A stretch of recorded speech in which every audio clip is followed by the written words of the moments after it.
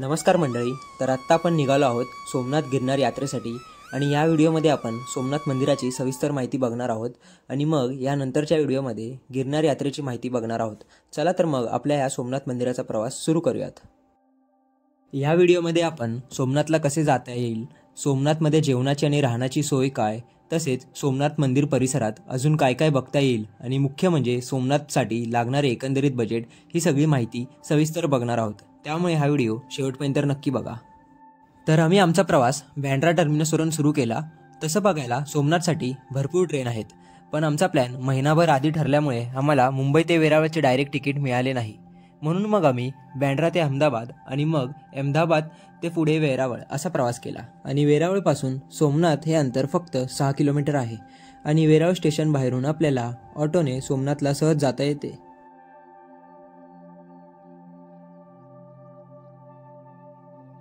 ऑटोवाले 200 रुपये घेतात आणि सोमनाथ मंदिराजवळ सोडतात. तर आत्ता प्रश्न येतो की सोमनाथला राहायचे कुठे? तर सोमनाथला सगळ्यात उत्तम राहण्याची सोय म्हणजे सोमनाथ भक्त निवास. सोमनाथ भक्त निवासामध्ये आपल्याला रूम साधारण 700-800 रुपयात मध्ये मिळून जाते आणि समजा तुम्ही एकटेच आहात तर तुम्हाला इकडे 90 रुपयात डॉर्मेटरीही मिळेल. तुम्ही त्यांच्या ऑफिशियल वेबसाईटवरून ॲडव्हान्स बुकिंगसुद्धा करू शकता. मी डिस्क्रिप्शनमध्ये त्यांची ऑफिशियल वेबसाईट मेन्शन केली आहे, त्यामुळे तुम्हाला हवं तर तुम्ही तिकडूनही बुकिंग करू शकता. याशिवाय अजूनही बरीच हॉटेल्स आहेत, तिकडेही तुम्ही बुकिंग करू शकता. तसेच सोमनाथ ट्रस्टमार्फत प्रसादालयसुद्धा आहे, तिथे मोफत जेवणाची सोय होऊ शकते. श्री सोमनाथ मंदिर हे 12 ज्योतिर्लिंगांपैकी एक असून सगळ्यात पहिले ज्योतिर्लिंग आहे. देशातील प्राचीन तीर्थस्थळांमध्ये सोमनाथ मंदिराचा समावेश होतो. त्याचा उल्लेख स्कंदपुराण, श्रीमद भागवत गीता, शिवपुराणातही आढळतो.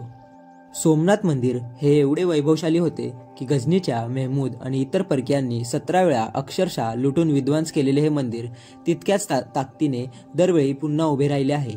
17व्या शतकात महाराणी अहिल्याबाई होळकर यांनी मंदिराचा जीर्णोद्धार केला होता. नमस्कार मित्रांनो, आत्ता आपण आलोत सोमनाथला आणि हे माझ्या मागे बघू शकताय तुम्ही, हे सोमनाथ मंदिराचा परिसर आहे. सध्या अस्तित्वात असलेले हे मंदिर लोहपुरुष सरदार वल्लभभाई पटेल यांच्या अथक प्रयत्नातून साकार झालेले आहे.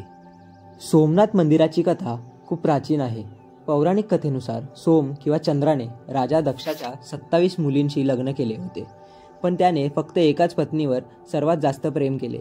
आपल्या इतर मुलींवर होणारा अन्याय पाहून राजा दक्षाने त्यांना शाप दिला की आजपासून तुमची चमक आणि तेज हळूहळू संपेल. यानंतर चंद्रदेवाचे तेज प्रत्येक दुसऱ्या दिवशी कमी होऊ लागली.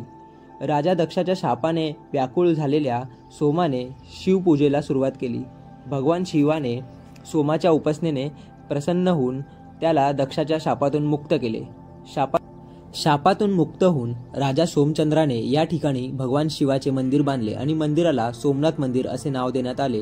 तेव्हापासून हे मंदिर भारतासह जगभरात प्रसिद्ध आहे. सोमनाथ मंदिरात आपल्याला फोन व कॅमेरा घेऊन जाता येत नाही, त्यामुळे जवळून मंदिर दाखवणे शक्य होत नाही. सोमनाथ मंदिराबाहेरच जुने सोमनाथ मंदिर आहे, जे अहिल्याबाई होळकरांनी बांधले आहे. इकडे सुद्धा कॅमेरा घेऊन जाता येत नाही, त्यामुळे हे मंदिर दाखवता आले नाही. सोमनाथ जवळील बाकीचा परिसर फिरण्यासाठी आम्ही इकडे ऑटो केली होती. हे ऑटोवाले 400 ते 500 रुपयात आपल्याला 2.5 तासात 6 ते 7 ठिकाणं दाखवून आणतात. आत्ता आपण आलो आहोत भालका तीर्थला. श्रीकृष्ण इथे एका झाडाखाली विसावले होते, तेव्हा जरा नावाच्या एका शिकाऱ्याने श्रीकृष्णाला हरण समजले आणि त्यांच्यावर बाण सोडला, जो त्यांच्या डाव्या पायाला लागला. जेव्हा शिकारी इकडे पोचला आणि श्रीकृष्णाला बाण लागलेला पाहून पश्चाताप करू लागला, तेव्हा कृष्ण म्हणाला, यात तुझी चूक नाही. त्रेतायुगात मी राम आणि तू बाली होतास, त्यावेळी तू माझ्या हाती मारला गेला होतास, म्हणूनच तू मला बाण मारलास आणि तुझ्या हातून माझा मृत्यू होईल हे आधीच ठरले होते. त्यामुळेच या मंदिरात आपल्याला श्रीकृष्णांची आडवी मूर्ती पाहायला मिळते. आत्ता आपण जी जागा बघत आहोत या जागेला बाणगंगेश्वर म्हणतात आणि असे सांगितले जाते की जरा नावाच्या शिकाऱ्याने ह्याच जागेवरून श्रीकृष्णांवरती बाण चालवला होता आणि त्यामुळेच या जागेला बाणगंगा म्हणून ओळखले जाते. बाणगंगेपासून भालका तीर्थ ह्याचे अंतर 1.5 किलोमीटर आहे. ह्या ठिकाणी 3 स्वयंभू शिवलिंग आहेत आणि त्याची आपण अशी पूजा देखील करू शकतो.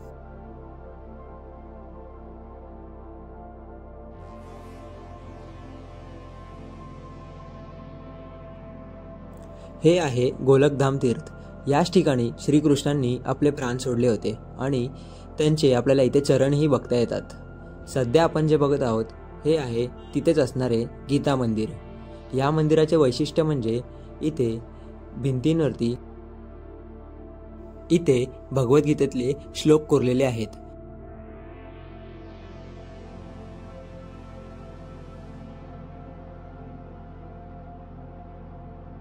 आणि मंदिरात लक्ष्मीनारायणाची मूर्ती देखील आहे. त्याशिवाय इकडे आपल्याला दशावतार आणि बाकीही मंदिरांचे दर्शन होते.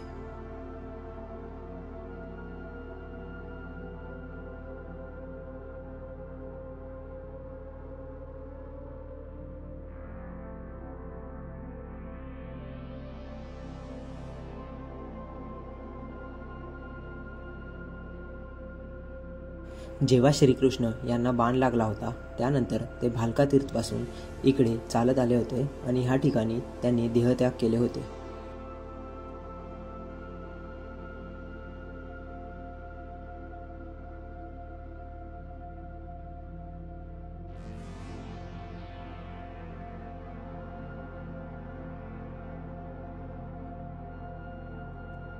बलराम हे श्रीकृष्ण यांचे मोठे भाऊ होते आणि ते शेषनाग असल्यामुळे त्यांनीही शेषनागहून आपला अवतार इथे समाप्त केला. या गुहेत आपल्याला बलराम यांचे चरण दर्शन घडते.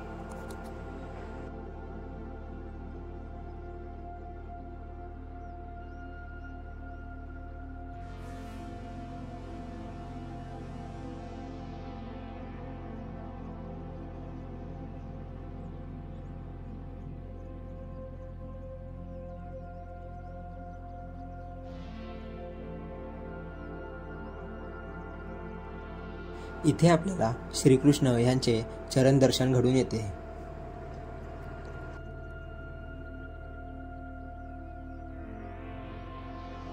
सोमनाथचे हे सूर्य मंदिर गुजरातमधील सगळ्यात जुने सूर्य मंदिर समजले जाते.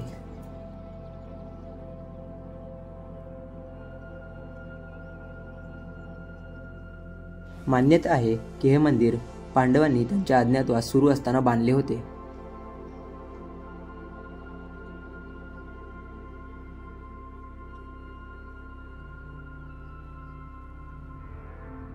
मंदिरात सूर्यदेव आणि त्यांची पत्नी छाया यांची प्रतिमा आपल्याला दिसून येते.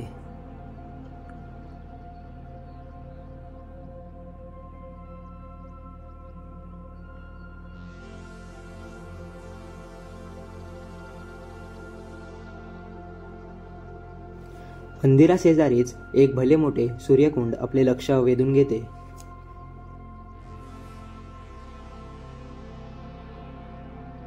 तुम्ही जेव्हा कधी सोमनाथला याल तेव्हा या सगळ्या जागांना नक्की भेट देण्याचा प्रयत्न करा, कारण ह्या सगळ्या जागांनाही तितकेच महत्त्व आहे आणि ह्या सगळ्या जागाही आपण नक्कीच बघितल्या पाहिजेत.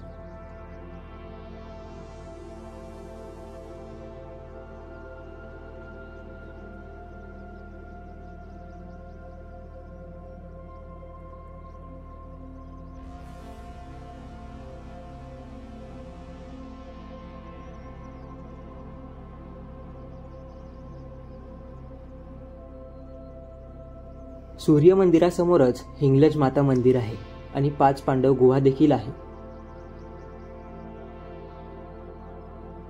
असे सांगितले जाते की पांडवांनी अज्ञातवासात हिंगलज माताकडे घोर तपश्चर्या केली होती आणि हिंगलज माता पांडवांवर खुश होऊन इकडे दर्शन दिले होते. त्यामुळेच इकडे बाहेर 5 पांडव कोरलेले आहेत. देवीचे मंदिर एका गुहेत असल्यामुळे एका वेळी एकच जण खाली जाऊ शकतो आणि आत मंदिरात व्हिडिओ काढायला देखील परवानगी नाही. त्यामुळे तुम्हाला आतले दर्शन घडू शकलो नाही.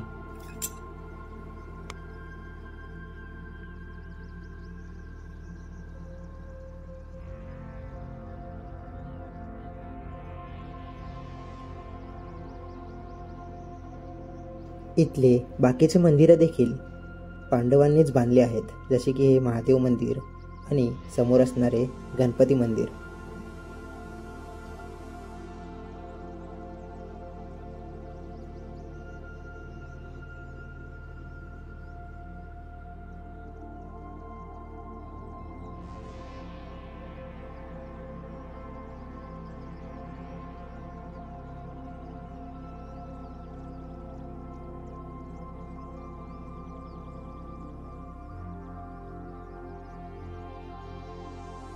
तर आत्ता आपण आलो आहोत शारदापीठ आणि कामनाथ महादेव मंदिर बघायला.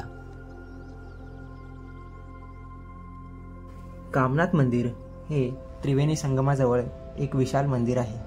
हे मंदिर जवळजवळ 200 वर्ष जुने आहे.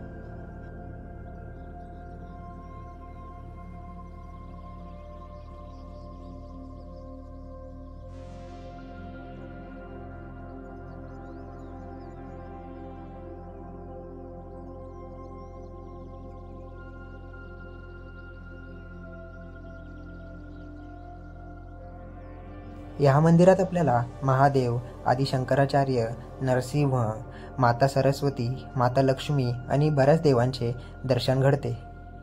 याशिवाय इथे आपल्याला संपूर्ण 12 ज्योतिर्लिंग देखील बघायला मिळतात.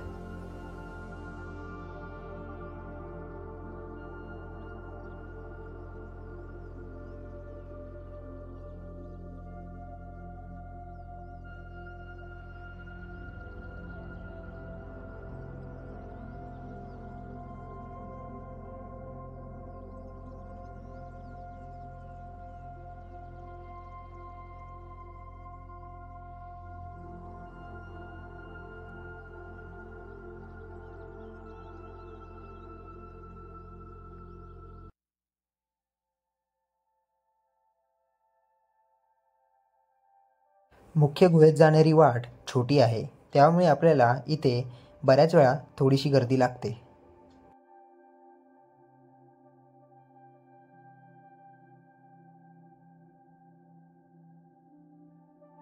धर्म के सबसे बड़े महात्मा हैं और उन्हीं के चारों शिष्य चारों धामों का बद्रीनाथ के टोटकाचार्य सुरेशाचार्य श्रृंगेले, हस्तमलकाचार्य द्वारका और पद्मपादाचार्य जगन्नाथपुरी, शुक्ल यजुर्वेद, सामवेद, अथर्ववेद, ऋग्वेद, नर्मदेश्वर ध्यान मुद्रा नंदे, स्फटिक लिंगम, श्री चक्र कूर्म प्रणाम कर सकते हैं.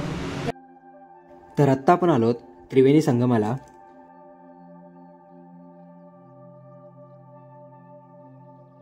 या ठिकाणी आपल्याला कपिला, हिरण आणि सरस्वती या 3 नद्यांचे संगम पाहायला मिळते.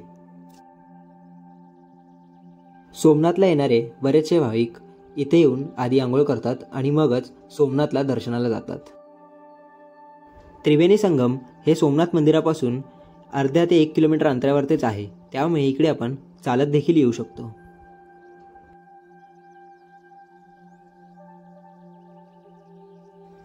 तर हे आहे राम मंदिर आणि हे मंदिर आपलं सोमनाथ यात्रेतलं शेवटचं मंदिर आहे.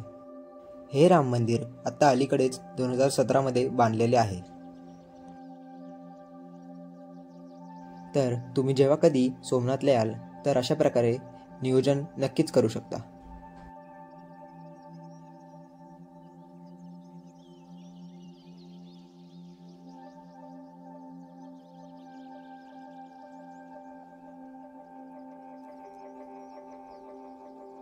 सोमनाथ मंदिराशी संबंधित सर्वात मनोरंजक गोष्ट म्हणजे त्यात स्थित असलेला हा निळ्या कलरचा बाणस्तंभ. हा स्तंभ मंदिराच्या आवारातच बसवला असून त्यावर संस्कृतमध्ये श्लोक लिहिलेला आहे. आबाधित ज्योतिर्मार्ग म्हणजे स्तंभ आणि समुद्राच्या पलीकडे दक्षिण ध्रुव यांच्यामध्ये जमिनीचा एकही तुकडा नाही. या स्तंभापासून ते अंटार्क्टिकापर्यंत आधेमध्ये जमिनीचा थोडाही भाग नाही. संध्याकाळी सोमनाथ मंदिरात लेझर आणि लाईट शो असतो आणि याचे तिकीट 30 रुपये आहे. या शोमध्ये आपल्याला सोमनाथ मंदिराचा संपूर्ण इतिहास सांगितला जातो. मुंबई ते सोमनाथ यासाठी लागणारा खर्च 2,500 ते 3,000 आपण पकडून चालायला हवा. यात ट्रेनचे तिकीट, राहण्याची सोय, जेवणाची सोय आणि बाकीचा सगळाच खर्च मोजलेला आहे. तर आशा करतो तुम्हाला आपला हा सोमनाथचा व्हिडिओ आवडला असेल आणि आवडला असल्यास आपल्या चॅनलला नक्की सबस्क्राईब करा. धन्यवाद. सोमनाथवरून संध्याकाळी लगेचच आम्ही जुनागडला जाणारी बस पकडली आणि आम्ही जुनागडला मुक्कामी गेलो, कारण दुसऱ्या दिवशी आम्ही गिरनार पर्वतावरती जाणार होतो. चला तर मग पुढच्या व्हिडिओमध्ये आपला गिरनार यात्रेचा प्रवास कसा होतोय ते बघूयात.